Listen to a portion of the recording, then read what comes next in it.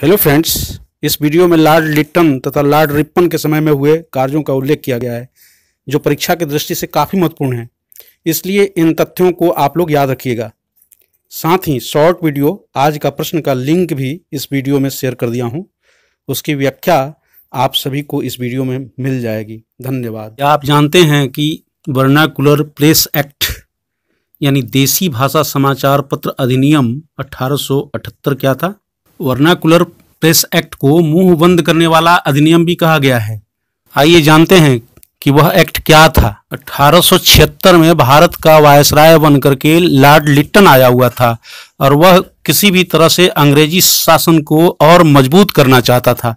इधर भारत में उस वक्त देसी भाषा में कई पत्र पत्रिकाएं छपने लगी थीं जो लोगों की आवाज़ को उठाती थीं और सरकार से सवाल पूछा करती थीं। और देसी भाषा में होने की वजह से ज़्यादा लोग उन अखबारों में कही गई बातों को समझते थे। गांव में अगर एक भी लाइब्रेरी है तो वहाँ पूरे गांव के लोग इकट्ठा हो जाते थे और जो भी पढ़ा लिखा व्यक्ति होता था पढ़ करके और उन समाचारों को सुनाया करता था, जिससे लोग का तैयार होते थे और एक तरह से जनमत तैयार होती थी। और यही सब बातें लॉर्ड लिट्टन को अखर रही थीं। उसे लग रहा था कि एक तरह से भारत में राष्ट्रवाद की लहर आने की संभावना हो जाए और फिर ब्रिटिश राज के लिए बहुत सारी मुश्किलें आएंगी। इसलिए वह प्रेस के मुंह को बंद कर देना चाहता था। 1878 में वर्नाकुलर प्रेस एक्ट पारित हुआ, यानी देसी भाषा समाचार पत्र अधिनियम 1878 में पारित हुआ।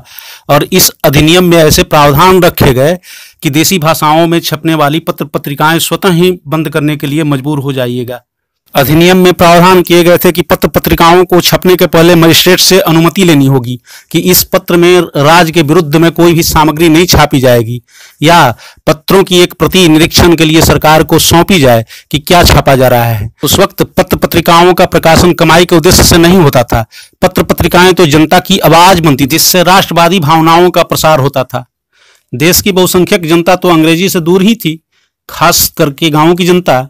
भारत में जब गांवों की जनता की आवाज ही दबा दी जाए तो पूरा भारत ही मूक हो जाता। इसलिए वह अधिनियम सिर्फ देसी भाषाओं में छपने वाली पत्र पत्रिकाओं के लिए बनाया गया था। उस अधिनियम के प्रावधान अंग्रेजी भाषा पर लागू नहीं होते थे, लेकिन सोम प्रकाश ही एकमात्र ऐसा समाचार पत्र था जिस पर वर्नाकुलर प्रेस एक्ट के प्रावधान लागू हो सके थे। उस पत्र के संपादक ईश्वर चंद्र विद्यासागर थे।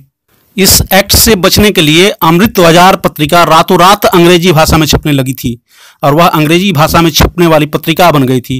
पहले वह बंगला में छपती थी। अमृत बाजार पत्रिका का प्रकाशन 20 फरवरी 1868 से शुरू हुआ था और उसके प्रकाशन का श्रेय मोतीलाल घोष को है। बाद में इस पत्रिका के संपादक शिशिर कुमार घोष थे, जो मोतीलाल घोष के भाई थे।